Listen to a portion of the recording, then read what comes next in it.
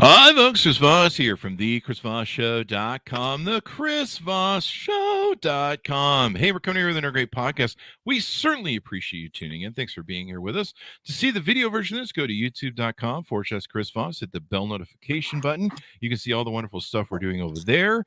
And you can go to Goodreads, where we all the books we're reading and reviewing are over there as well. You can also go see our groups on Facebook, LinkedIn, Twitter, Instagram, and all that good stuff. All those places, those cool kids are online nowadays. Today, we have an amazing guest on the show, and she's written an amazing book that I just really enjoyed. It just barely came out on November 2nd, 2021. The title of the book is Saving Grace. Speak your truth, stay centered, and learn to coexist with people who drive you nuts. Kirsten Powers is on the show with us today, and she'll be talking about her amazing book. We're going to be talking about all the great read that it was. She is a New York Times bestselling author, USA Today columnist, and CNN senior political analyst, where she regularly appears on Anderson Cooper 360, CNN Tonight with Don Lemon, and The Lead with Jake Tapper. The Washington Post has called her bright-eyed, sharp-tongued, and gamely combative, and a ferocious advocate for her points of view. Her new book, Saving Grace, it will be released, of course, like I mentioned, in November 2nd, 2021. So you can get it now. It's out now. Welcome to the show, Kirsten. How are you? I'm great. Thank you for having me. Thanks for coming in. Congratulations on the new book. Give us your plugs. Sorry, give us your plugs so people can find you on the interwebs. Oh, just my name, at Kirsten Powers, Kirsten Powers. And you can find me on Facebook, Twitter, and Instagram. There you go. There you go. And LinkedIn, if you're on LinkedIn. There you go. So what motivated you to write this book? Necessity, as they say, mother is the mother of invention is necessity. And I think in many ways I wrote the book that I needed, but I also saw that there were a lot of people around me that seemed to be in the same state that I was in post 2016, which was a lot of hopelessness and despair and confusion and rage and contempt and all of these other things that were kind of eating at me, I guess. I didn't really realize that at the time, but were sort of eating my insides. And in 2018, a few years into this, I realized that something needed to change. And I think the real moment for me was when I realized that the way I was thinking about people and the way I was sometimes acting on social media was not aligned with my values. And I felt like this isn't really who I want to be in the world. And I had this intuition that what was missing was grace, that I didn't really have grace for other people. And I didn't see other people really having grace for other people. And I wrote a column. I read at USA Today, and I wrote a column about how toxic our discourse had become, and that I recognized that I participated in that, and that I wanted to change that. And so this book grew out of that column. It was basically a marker of me saying, I don't want to do this anymore. But then I had to figure out, how do you get from this place, Kirsten Powers, late 2018, early 2019, to where I am today? How do you get from point A to point B? And, it turns out it was really hard. And there were a lot of things I had to sit with myself and say, it's not just enough to say, I'll have grace for people, or I will view people through the prism of grace, or other people should do that. I had to look at what's impeding me from doing this, because I've already intellectually assented to it, right? I already have assented to the idea that I should love my neighbor and I should love my enemies. But how do I do that? And so this book is the story of that journey, and has a lot of practical tips that worked for me that I think can help other people. I love it. Would you say that's the arc of the overview of the book? Sorry, what was that? Would you say that's the arc of the overview of the whole book? I think the narrative thread is my story. Mm-hmm. But my story is a lot of people's story, right? So there are specifics to it that might be different, but I think that a lot of people will relate when they read the first chapter about, well, it's really the second chapter, I guess, is where I really get into what it was like in 2016, right, through the campaign, and then going into after Trump was sworn into the White House. And a couple of people have told me, like, when they got done reading that chapter, they're like, that was a little triggering. So, like, it's bringing back a lot of memories. And so I think that a lot of us are in the same place and are dealing with the same things. And actually, it doesn't really matter where you fall on the spectrum. I think there's been a lot of suffering and a lot of broken relationships and a lot of fear, since 2016, regardless of where you stand on who won the election. Yeah. So that's what happened in 2016, why everyone was angry. Now I know. No, I'm just kidding. It was this little thing, like just this little thing. Yeah. No, I went through the same experience you did. I was screaming at the TVs, at the phones, at the computers, raging all over social media. I was, and you wake up every day, and of course there would be some sort of gaslighting going on. And you probably felt great, right? Like, no, I don't even know. There were like whole days where it would just be like rage, because I work for myself, so I could just sit home and rage. And the social media, and then a lot of us struggle. I mean, one of the beautiful things about your book is you really talk about how to try and make it so that we don't have to alienate, unfriend, and block everybody. I mean, that was the biggest thing. I mean, I lost a lot of friends. And some people looked at it as politics, but there's certain things that aren't politics. Racism isn't politics. That's not a party thing. That's just a horrible human being thing. Yeah. So I love how you address a lot of these things in the book. Well, okay, so I would say I actually don't believe in horrible human beings, which is not. No. I'm working. And that's fine, because I used to believe that. I believe there are people who are doing horrible things. Yeah. And so that that sort of that's a perspective that you gain through practicing grace, which is you kind of can pull the lens back a little bit and not become entangled with what that person is doing or how they're behaving. And I say grace creates space for other people to not be you and then not be demonized, right? So it's not that what they're doing is okay. It's not that sometimes they're doing very, very harmful things, and you should name that, and you should see that. And sometimes relationships do have to end. So I don't, this is not an argument for just looking the other way and letting people get away with things. It's more about how do we, so a really important clarifying thing is anger is a positive emotion. So it's not a negative thing. So to say I was angry is not negative, because that anger tells us something's wrong. So we're recognizing something's wrong. The question is, what do we do with that anger? Do we become filled with contempt and hatred, which usually puts us in a pretty unhappy, miserable place, and sometimes makes it difficult to actually even do anything about the issue that's problematic? Or do we find a way to be clear about the fact that that belongs to that other person and not to us, and we don't have to basically take that on and marinate in it, which is what I was doing. Instead, we can do other things. We can write a letter to the editor. We can donate money to a political party. If you think that that's the problem, you could donate money to an organization that's an anti-racist organization. You could amplify voices, anti-racist voices. There's a lot of other things we can be doing that actually don't require us to hate other people. And once we realize that the people who are being harmed by hatred is us, I think that makes it a lot easier. MLK said hate is too great a burden to bear. He's recognizing that it's a burden that we carry. It's not the other person, right? So whatever you were doing on social media, whatever I was doing on social media, does Donald Trump really care if you hate him? I think he likes it, actually. I think he likes it. I think you're right. I actually think he does like it. And I think he loves hijacking everybody's, not just their days, but during, while he was president, moments, minute to minute, he had complete control over the emotional states of people, right? So I think it's basically saying grace is creating the space between me and this other person and saying, like, you don't get to be in control of my emotional state. Mm-hmm.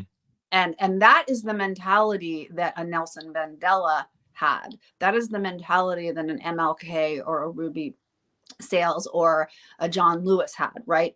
It's not that it's an endorsement of segregation. Of course it's not. They're calling out segregation. And they're saying that this is wrong and all these other things. They're just not willing to take on all of that hatred because they knew it was going to harm them. So does that make sense? It does. It does. The tools that you gave in the book, and clearly I'm still working through them because I'm still practicing. Hey, you know what? It's a journey. It's a journey. Because after I got finished with your book, I was like, I remember saying some things or making some notes for the show, and I was like, wait, I'm not supposed to be doing that with after I read her book. I'm supposed to learn some stuff here. But actually, I'm glad that you brought that up because it is a practice and it is a journey. And so I spent a lot of time, for example, on non-judgment. Because what I was just saying that if you could like create a picture in your mind of, here's this person over here doing something and you're judging them, it is the equivalent of like reaching your hand out, taking what they have and bringing it over to you, right? And once I understood that, like, no, that's theirs and I can decide what to do, I might have to have a conversation with them, confront them about it. I might have to say, ooh, this isn't a person that I'm probably going to have in my life. Though I do see the potential for them to do better. I mean, that is part of grace, but I had to learn that, right? I had to sit there with my therapist and I would come in and I would say all these things. And then she'd say, okay, let's try saying that in a non-judgmental way. And then I would say it another way. And she'd be like, no, it's still judgmental. Right. And so it's a learning process. And and the other thing I would say is that a lot of times people start with, well, what about Donald Trump? And I say, you don't start with Donald Trump. Right? Like that's like someone says, I'm taking up running and I'm going to run the Boston Marathon in 2 weeks. It's like, no, that's not where you start. You can certainly try to think about these practices when it comes up, but recognizing it'll be one step forward and 2 steps back. That's just the way growth happens. Right. But maybe start it with somebody who you actually do like and love, but who has views that are really upsetting you, but you can at least see, you can sort of practice this idea of looking at somebody as more than the belief, right? That like grace kind of creates that space for that. It's that, you're more than this belief and you have a story behind how you got to this place. And that's where I would tell people to start. Yeah, I really love what you talked about in the book about John Lewis inspiring you. Jamar Tisby was on a couple weeks ago on his book, How to Fight Racism. We also had Adam Russell on with his book, talking about a new vision for the beloved community. A lot of beloved, a lot of people are coming out with books like yours. And there's this discussion about how we can create a better community and reconnect with the other side and become American again. In 2016, I did not know what the term gaslighting meant. And when I was raging at the TVs and the computers, my friend says, Chris, you suffer from you're someone who's suffering from being gaslit. And I go, what the hell is that? And they explained it to me. And what I loved in your book is you really identify the importance of, if you've experienced trauma from your childhood, and you don't respond to this stuff very well. And I guess one of the proponents for the book was some of your trauma in your life and you seeing the Brett Kavanaugh hearings. Do you want to expand on that a little bit? Yeah, I think so. Gaslighting is something I actually experienced growing up. And I think a lot of people who are drawn to justice, fighting for justice and equality have often come out of environments where they were traumatized. It's often the thing that I think inspires people to help other people, creates a lot of empathy. And so, but I also think that, first of all, even if you never had any trauma, any gaslighting trauma, being gaslit is traumatic. Even as an adult, even if you had nothing, that in itself is a traumatic experience because you feel like you're going crazy.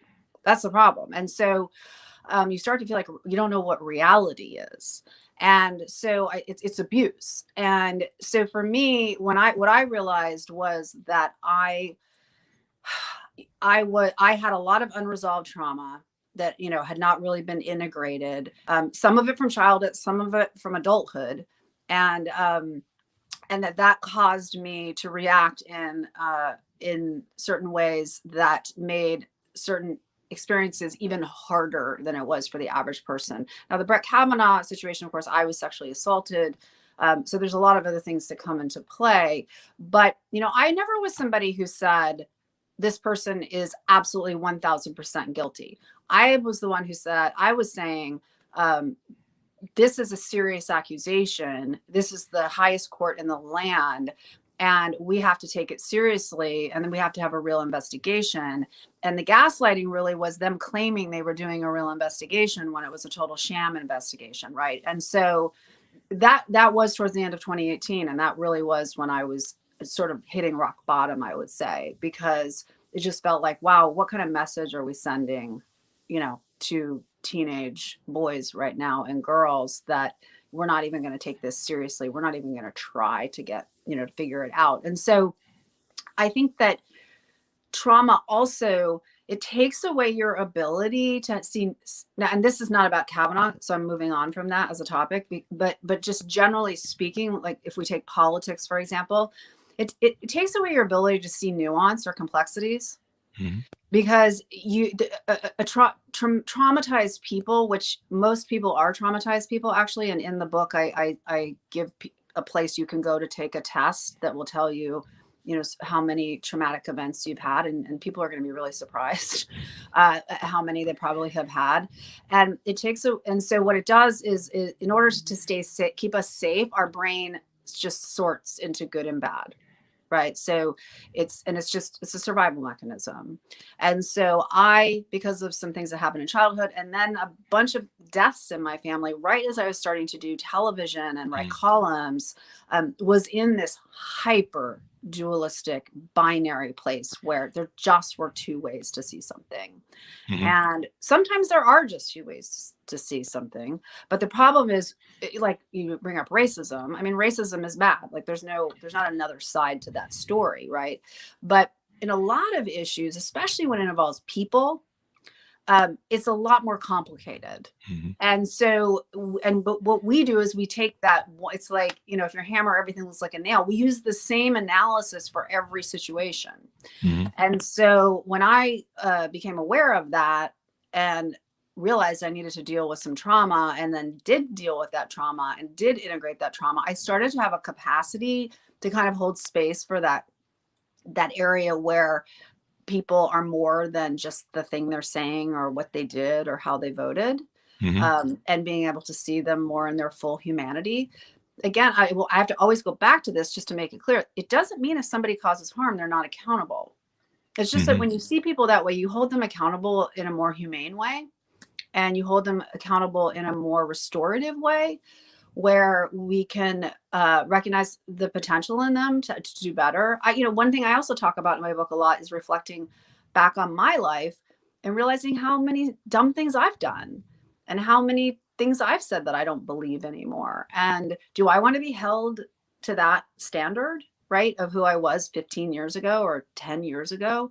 So that's what grace kind of creates a space for. People mess up, people change, and they grow. If they're really sorry and they're willing to do the work of making things right, I think that we should work with them to try to make things right.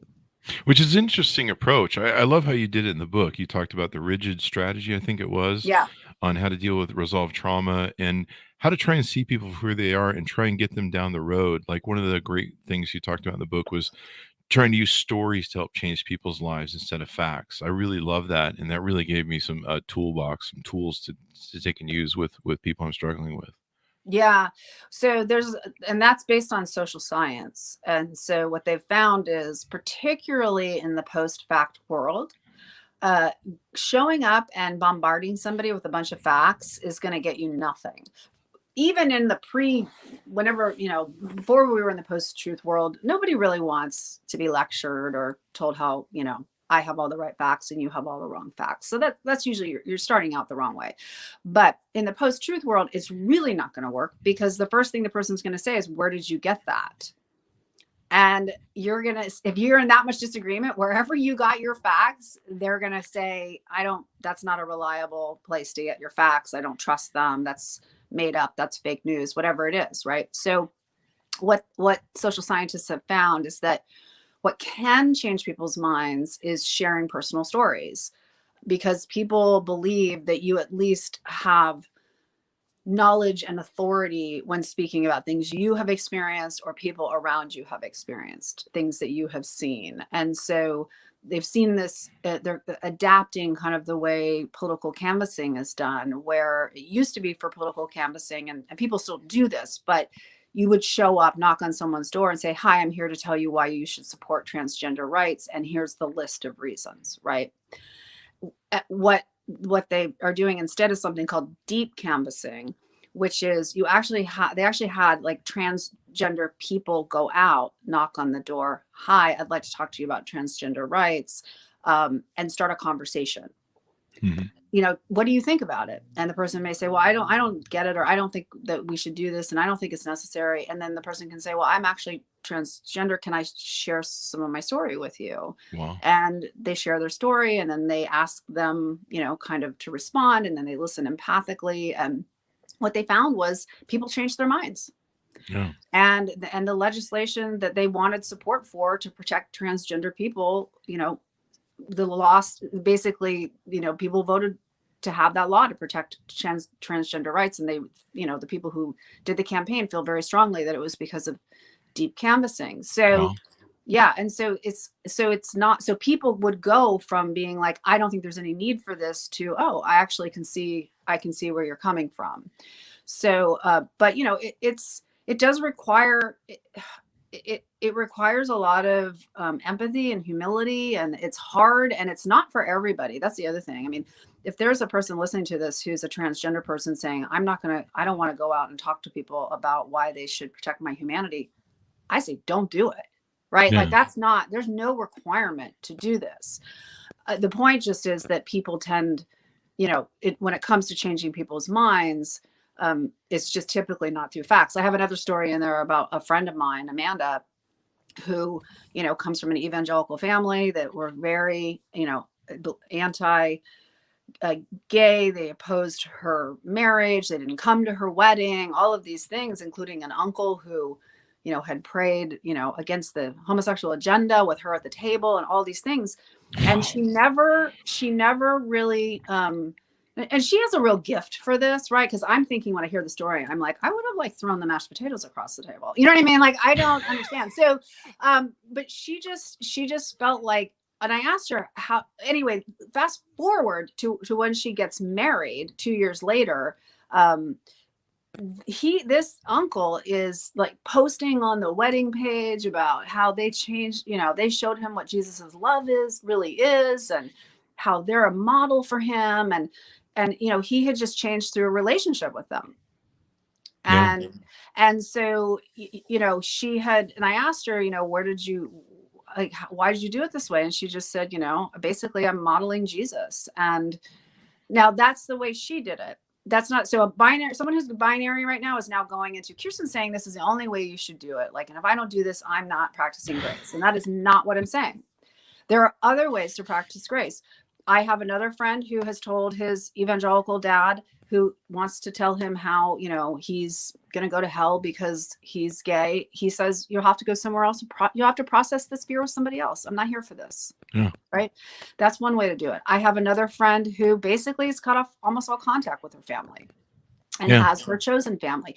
Everybody does what they feel is right for them. And so it's not, it may be, and I can say for the friend who cut off contact with her family, they're not going to change their minds. Sometimes you do realize that this is just, it's not going to happen. Like, you've had this conversation, you're throwing pearls before swine, as I say in the book. A pig doesn't know the difference between a string of pearls or a pile of dirt. And continuing to share your wisdom or knowledge with somebody at some point can become self-defeating. Mm-hmm. And so it's not a lack of grace to say, I'm going to take care of myself.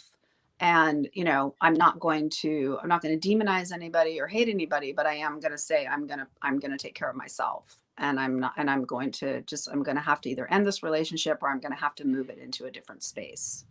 I had a really great epiphany when you talked about telling stories to change people's minds instead of facts. And I was like, wow, that gives me a really good set of tools to take and use. Years ago, when, before gay marriage had become legal, I had a relative who was, against it and blah, blah, blah. And no matter what I said, I couldn't get him to change. But then I started telling him the stories of why gay marriage needed to be legalized just for the rights benefit of it. Yeah. And I'm like, imagine finding someone that you love, the hardest thing that you can do in the world, finding someone who will love and put up with you for the rest of your life, right?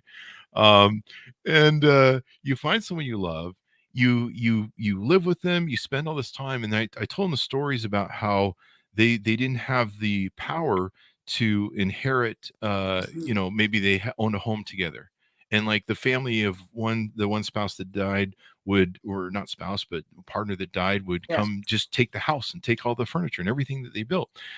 I said, imagine going to the hospital when your partner is in the hospital and they won't let you in because you don't have any marital rights. You're not really Mhm. next of kin, and you can't hold their hand as they're dying. Imagine what that feels like.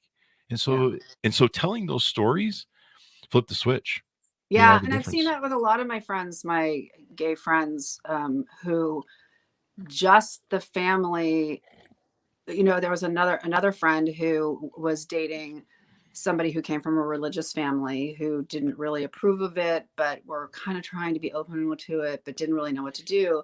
But when they saw my friend's relationship with his partner, they recognized that this is the same as my relationship with my husband, right? They actually seeing it shifted it. Whereas before, they were just they were basing their opinion on stereotypes and caricatures at best, and demonizing and dehumanizing at worst, that they had been fed by other people. And when a real person showed up and it didn't match up to that, then that was what changed their minds. And so I think that I think stories are very, very powerful, and relationships are very powerful as well. Yeah. Resolving your trauma can help. And then the next thing I loved was the boundaries, talking about boundaries with people, how to set boundaries. I had one friend recently that I didn't want to lose, and he consumes his news from a propaganda network. I think we all know which one that is. The and he and we would battle because we'd start talking about politics and things would be clean, and then he'd start throwing tropes at me, and I'd be like, I know where you get your information, and then it would just get ugly. And so finally Mhm. what I had to start doing, because I have a lot of historians that are on the show. We've done almost 1,000 shows. We have a lot of Mhm. people that are brilliant authors like yourself on the show. And so I hope I'm fairly well educated. It's never a finished job, but I'm like, look, until you've spent as much time reading and understanding as much stuff, this is a boundary. We're not going to talk politics Mhm. until you've. And I offered to him. I said, look, I'll give you some books that we have. We got a ton of books laying around. I'll give you some books if you want to read them. If you want to explore some stuff, I'll explore with you. But you just can't throw traps at me. And so I Mhm. had to do what you talk about in the book: set a boundary and say, nope, this is the no-go zone. We'll talk about kids and everything else, but Yes. no politics. How did he react to that? He's pretty cool with it. Every now Okay. and then we're still friends. So Yeah. we got Yeah. that. Right. Yeah. Yeah. I think that and I think that the thing is that it's not like you didn't try. I do think you should try when somebody, because it's not, you don't want to also just leave people holding bad beliefs, because it obviously harms other people, but it harms them too. Right. Yeah.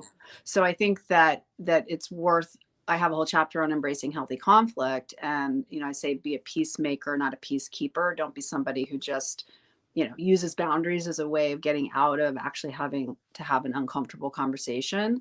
But sometimes you do get to a point where you realize I'm not dealing with somebody who can receive what I'm saying. And so at that point you have to, just basically say, no, we're not going to do this. And then find other ways for you to change the things that you're concerned about. Whatever your friend is bringing up that's concerning to you, I'm sure there's an organization that's working on that, right? That could use your help. And so, versus trying to browbeat somebody into believing something that they don't want to believe. And also understanding all the psychological dynamics, the way our brains work, and realizing that, people probably didn't reason their way into their views, because most people don't. Most people decide what they believe, and then they find the facts to support it. Mhm. Most people aren't working in the industry that we're working in, where it's actually your job to be digging into this all the time. They have full-time jobs. They're doing other things, right? So it's not, they've chosen who they trust to get their information from, and that's basically where it ends, right? They probably, I don't know if your friend has time to be doing all that research. So I think that if you were to talk about it, it would be better if you just, maybe if you wanted to talk about it, you could set boundaries about how to talk about it, right? Which Mhm. is, we only share stories about people that we know. We don't, you don't tell me what you saw on the news or whatever it is. Like, it actually has to be a person that you know. Mhm. Yeah, that was really important. You talk also about the repentance process in your book. I really loved it, and I'm an atheist too, but Mhm. I still just I was cool with all the stuff that you had in the book about I've heard your that a journey lot and from, what I've you've heard that gone from a through. lot of people who Yeah, are atheists. Yeah. Which is sometimes I why I wanted, struggle.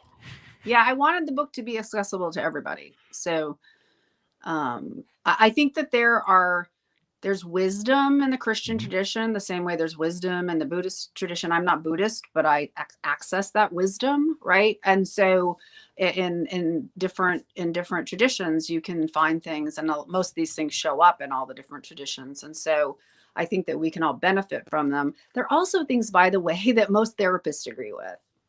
So, like, most therapists would tell you, hating people, it's not going to help you, right? The first thing they would do is try to get you to learn how to stop judging people and all these things, right? These are also just basic kind of therapeutic things as well. Yeah, even as an atheist, I go, "Would Jesus do this?" I try and follow the golden rule.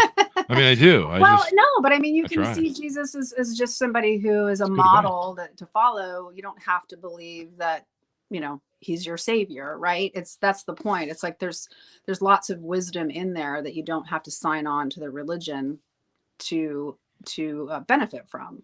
Yeah, I think this is a term used from the book from my notes. Oh, Rhetorical dope peddlers. yes, that's something Arthur Brooks, actually, he's at Harvard, a social scientist. He coined that term, and he basically said we're always concerned about other people's rhetorical dope peddlers, who are the people that are just feeding them, outrage and anger and hate. But we have to really be concerned about who our rhetorical dope peddlers are. Who are we going to tell us what we already believe and to tell us how good we are and how bad the other people are? And, to really stay away from those people. And I say, like, a test after you have consumed news or have been on social media, a test is, am I more informed or am I more activated to hate people? Mhm. So, I love that and lesson. you really, if you're activated to hate people or other people or any of these things, then find a different way to get your news, because that's not really what it's for. If you feel angry, like, this is unjust and this is wrong, or I'm scared about what's happening in our country, those that's fine, that's good, actually. But if you start moving into, I immediately, as soon as I turn off the news, am just consumed with how evil half of the country is, Mhm. right? Then you're not really informed. That's Yeah, not, you can be informed and engaged without those emotions. I know, because I now do it. yeah, And I spend very little time on social media. And to the extent that I do it, it's extremely curated. Those rhetorical dope peddlers are not in my feed. I just, I even block some of them because other people retweet them, right? And I'm like, I don't want to see this in my feed, because it's not informative and it is not helping me in any way, to see things clearly or to be able to help people. yeah. I noticed that in the last year or two, where I was like, a news channel would be going, "This news channel's bad, and that news channel's bad." And they're fighting over stuff, and you're like, are we doing anything besides pointing fingers at each other's news channels?" And so you're like, okay, well, where's the information? Where's the good stuff? Where's what's really going on in the world and the stuff? And I like how you decided to deal with social media too, where I think you cut off a lot of it, didn't you? Initially, I cut it all off. So I went cold turkey, Mm, and I deleted all the apps from my phone, and I had for Twitter. I didn't really have that much of a problem. I didn't do Facebook, and I didn't Instagram wasn't that much of a problem for me, but Twitter was a real problem. And so I deleted the app, and I had my fiance change my password. So there was no, and I was like, under no circumstances are you, if I had to see something, like someone sent me a message, because I could see if I had a message in my email, I would have to go to his computer and he would log in, and then I would read the message and reply, and then he would log me out. Like he couldn't even log me in on my computer, because then it would save the password. So I say in the book, I felt kind of like what it must be like when an alcoholic says, I'm not going to drink anymore, and they like pour the vodka down the toilet, right? It's like, that's sort of what it was like. But I have to say, it was only like 2 or 3 days, and I felt different. Yeah. And within a month, I decided to go back on and do this Twitter thread about what I'd kind of reflected on. And I went on, and it all looks different to me. I just thought, gosh, this is really messed up. Mm-hmm. And this is not saying that I think that Twitter is always bad, because I don't. I think that there are a lot of good things about it. And I think that, Black Lives Matter and Me Too, I don't think would exist if it wasn't for Twitter. And so sometimes it can be a really, powerful tool for change. And a lot of times it can just be this toxic cesspool.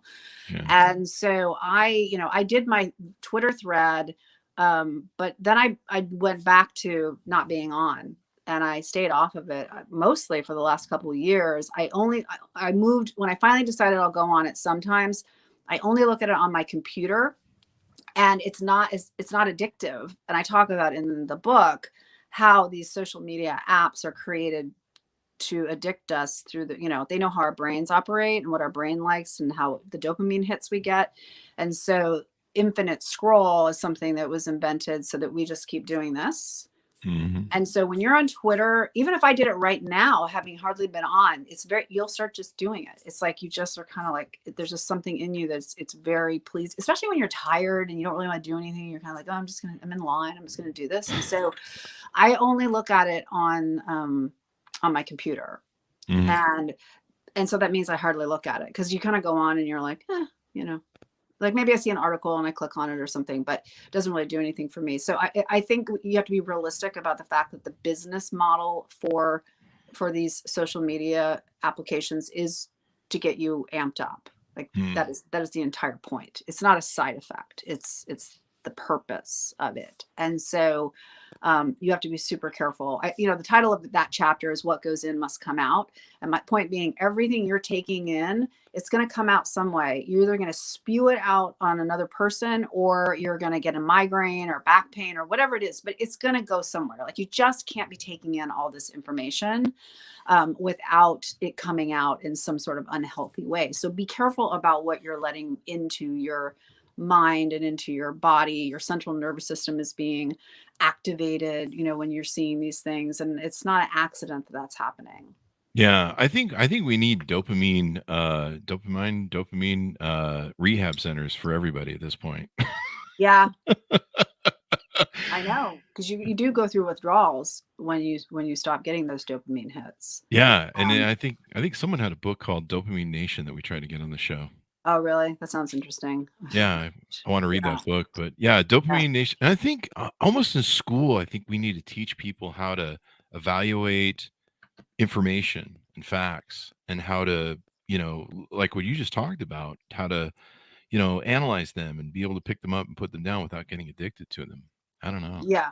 Well, I think also so much about practicing grace for me is holding on to my own power and not giving it away to other people.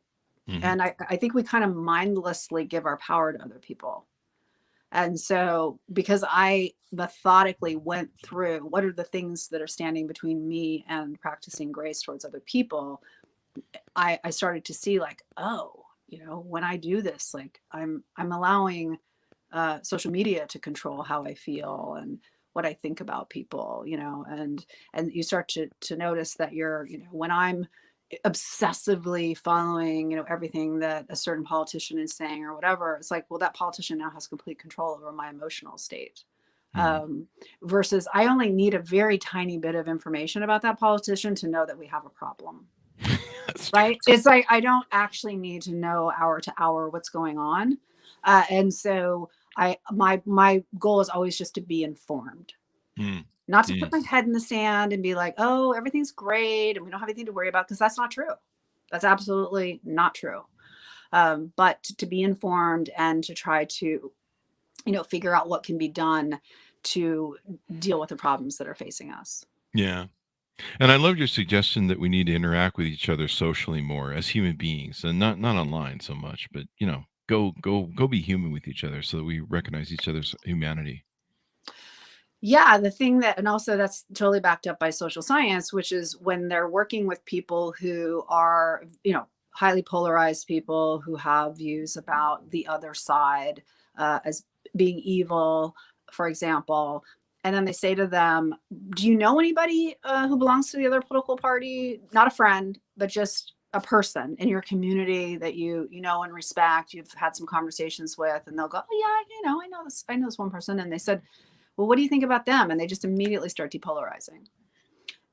So it's on the one hand, it's that they're seeing them as a full person. So they're seeing them as more than just the beliefs. They're also seeing that person doesn't fit the caricature of this group of people, right? Because we have this binary political system where you're either a Democrat or you're a Republican. And so whoever you voted for, people are like, well, I know who you are. And you don't.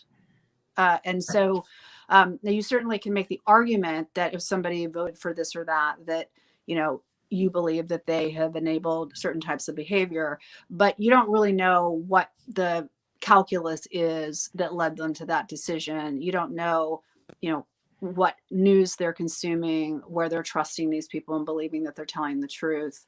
So I have a lot more compassion for people around that. I will say the hardest people are the leaders, because they're the ones, they know what they're doing, right? Yeah. So it's not the sort of average person who thinks when they listen to the certain person that they're getting the truth, because that is what they believe, right? And so and I'm not sure that it's fair to expect people to be cynical, right? To expect people to be able to recognize that, because most people, grew up in an environment where they were told this is the news you can trust, and everybody around them trusts that news, and so they trust it. And so I'm able to have a little more compassion for them but with the people who I'm like, gosh, I know, because I actually know you, and I know that you know better than this. Those are the hardest cases. Yeah, it's just, you give me so many tools with this book. I consumed it like in 2 days, and I just felt so empowered. And I'm still working on it, as you can tell. As I'm still like gotta quit calling people horrible people. But it's a journey. But it's a wonderful book, and I'm so glad that you shared it with us. I advise everybody to get it, read it, consume it. If you have traumas in your life from childhood or whatever, get those fixed. Go see a psychiatrist, get them fixed. When I sat down with mine, went through my Leaving Neverland experience of coming out and letting the poison out, as Oprah talked about, that got me out of the gaslighting. And now the gaslighting is dead for me now. And so just dealing with the trauma, getting that done. And you give me so many tools in the book to sit down with people that I love and care about, that I don't want to lose, be over political stuff. And thankfully things have calmed down a little bit until 2024. But I thank you very much for the book. It was awesome. Thank you so much. There you go. Thank you for having me. It was a great conversation. Thank you, Kirsten. Thanks for coming on the show.